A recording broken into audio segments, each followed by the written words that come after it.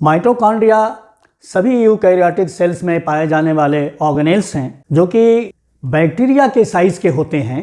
इनकी साइज़ जो है और शेप जो है वो बदलते भी रहते हैं, शेप और साइज और अपनी लोकेशन भी सेल के अंदर ही बदलते रहते हैं।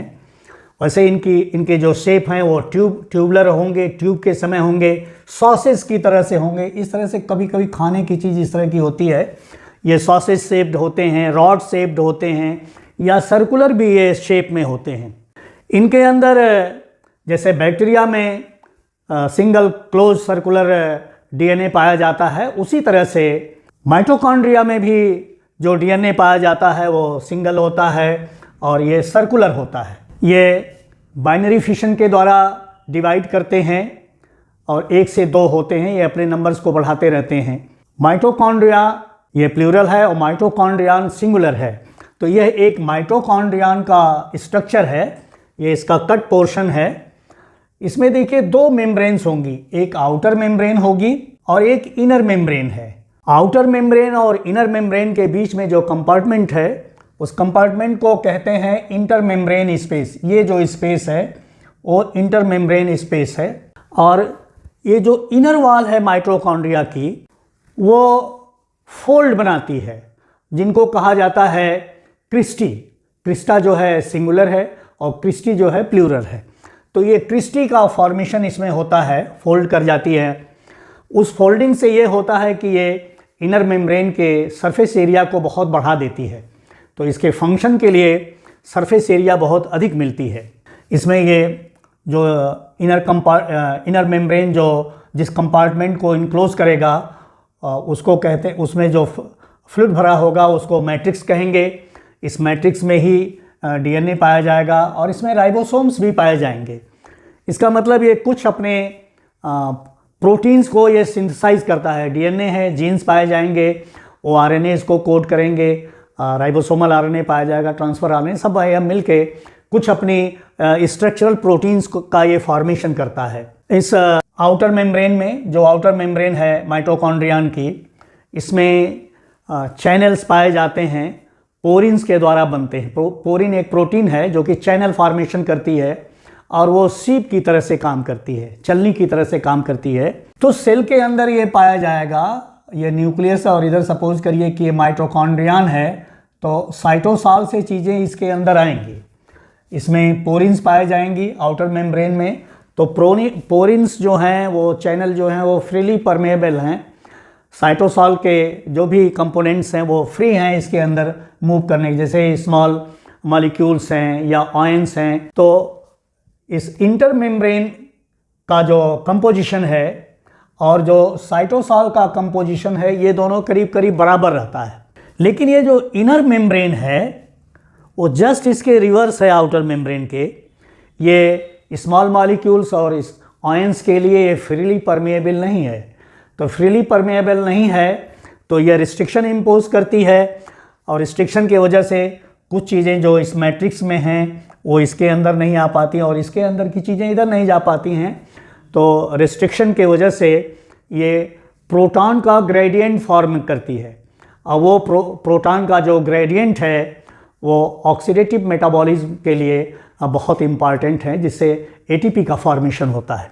वैसे तो डीएनए पाया जाता है, ये कुछ अपने स्ट्रक्चरल प्रोटीन्स का फॉर्मेशन करती है माइटोकॉन्ड्रिया, लेकिन मोस्ट ऑफ द इसके प्रोटीन्स जो हैं या इसके जो एंजाइम्स हैं उसका फॉर्मेशन जो है साइटोसॉलिक राइबोसोम्स के ऊपर होता है, मतलब आउटसाइड ऑफ द माइटोकॉन्ड्रियान होता है और वहाँ से वो न्यूक्लियस के डीएनए के कंट्रोल में रहता है और साइटोसॉल में वो प्रोटीन्स या एंजाइम सिंथेसाइज होंगी, फिर वहाँ से वो ट्रांसपोर्ट होके इनर वॉल में आती हैं। तो कहने का मतलब ये हुआ कि माइटोकॉन्ड्रिया जो है वो फुल्ली ऑटोनॉमस नहीं है, ये अपने कुछ बहुत सारे प्रोटीन्स और एंजाइम्स के लिए ये डिपेंडेंट है न्यूक्लियर डीएनए के ऊपर। जब न्यूक्लियर डीएनए इनकोड करेगा आरएनएस को, तभी वो प्रोटीन्स और एंजाइम्स का फॉर्मेशन होगा। माइटोकॉन्ड्रियल रेप्लिकेशन टोटली डिपेंडेंट है न्यूक्लियर डीएनए के ऊपर। वो तभी रेप्लिकेट करेगा जब न्यूक्लियर डीएनए से उस तरह का उसको इंस्ट्रक्शन मिलेगा। इलेक्ट्रॉन ट्रांसपोर्ट चेन की जो प्रोटीन्स हैं, इलेक्ट्रॉन ट्रांसपोर्ट चेन जो होता है ये सीरीज ऑफ प्रोटीन्स हैं जो इलेक्ट्रॉन्स को कैरी करती हैं, और वो सभी प्रोटीन्स जो हैं वो इनर माइटोकॉन्ड्रियल मेम्ब्रेन में पाई जाती हैं। इलेक्ट्रॉन ट्रांसपोर्ट चेन की सेवरल कॉपीज़ होती है, बहुत कॉपी, वो पूरे इस इनर माइटोकॉन्ड्रियल मेम्ब्रेन में पाया जाएगा, और मोस्ट ऑफ द जो एनर्जी है उसकी सिंथेसिस जो है इनर माइटोकॉन्ड्रियल मेम्ब्रेन के ही ऊपर होती है। इनर माइटोकॉन्ड्रियल मेम्ब्रेन में इलेक्ट्रॉन ट्रांसपोर्ट चेन का ही एक ये इसमें ये फिफ्थ कॉम्प्लेक्स हो जाता है उससे हट के। ये देखिए, ये फिफ्थ कॉम्प्लेक्स जो है इसको कहते हैं एटीपी सिंथेस, ये इसको F1 पार्टिकल भी कहते हैं।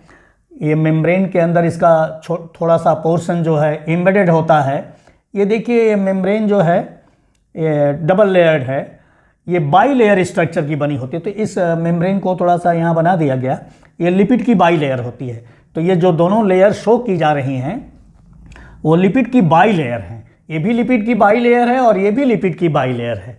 आप मेम्ब्रेन के स्ट्रक्चर को जानते हैं कि मेम्ब्रेन के स्ट्रक्चर जो होता है लिपिड बाई लेयर का होता है, और उसमें प्रोटीन्स जो हैं एम्बेडेड होती हैं।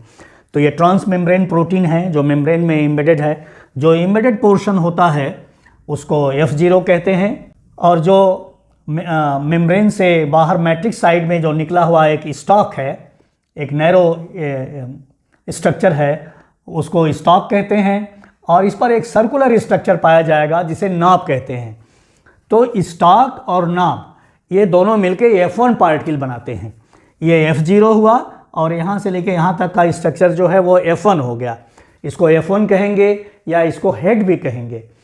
तो हेड जो है यही मेन एंजाइमेटिक एक्टिविटी कराता है। मेन एंजाइमेटिक एक्टिविटी जो इनर माइटोकॉन्ड्रियल मेम्ब्रेन की होती है इसी हेड पर होती है, और यहीं पर प्रोटॉन ग्रेडियंट के एनर्जी को वो यूज़ करता है और एटीपी का फॉर्मेशन ये स्ट्रक्चर करता है, एटीपी सिंथेस। माइटोकॉन्ड्रिया पहले एक प्रोकैरियोटिक सेल की तरह से रहा होगा जो कि एरोबिक रेस्पिरेशन करता था। किसी तरह से एक दूसरे सेल ने, जब यूकैरियोटिक सेल का डेवलपमेंट हो रहा था, तो उस डेवलपमेंट के लंबे प्रोसेस में उस सेल ने एरोबिक बैक्टीरिया को अपने अंदर इनगल्फ कर लिया। जैसे एक ये सेल था और ये बैक्टीरिया था, इसको इसने इनगल्फ कर लिया अपनी मेम्ब्रेन के द्वारा। जो है ये बैक्टीरिया जो है इसमें आ गया, और इस तरह का देखिए, इस तरह से वो अपने अंदर ले लिया।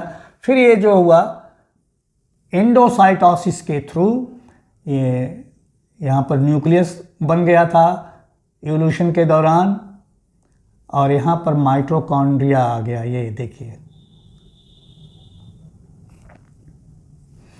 तो इसको माइटोकॉन्ड्रिया और क्लोरोप्लास्ट की जो सेल के अंदर पोजीशन और लोकेशन है वो एंडोसिम्बायोसिस शो करता है। एंडोसिम्बायोसिस के मतलब, एंडो मतलब विद इन, सिम्बायोसिस के मतलब साथ साथ रहना, सिम्बायोस साथ साथ लाइफ को ले जाना। जब दो डिफरेंट स्पीसीज एक साथ रहती हैं और दोनों एक दूसरे को बेनिफिट करती हैं। माइटोकॉन्ड्रिया भी कुछ सेल से लेता है और माइटोकॉन्ड्रिया सेल को देता भी है। तो सेल को क्या देता है? एनर्जी देता है। बहुत सारी चीज़ें इसमें से आएंगी, और एनर्जी से क्या होगा? लाइफ प्रोसेसेस चलते हैं। तो ये एंडोसिम्बायोट थियरी भी बैक्टीरिया की कहती है कि एंडोसिम्बायोसिस शो करता है।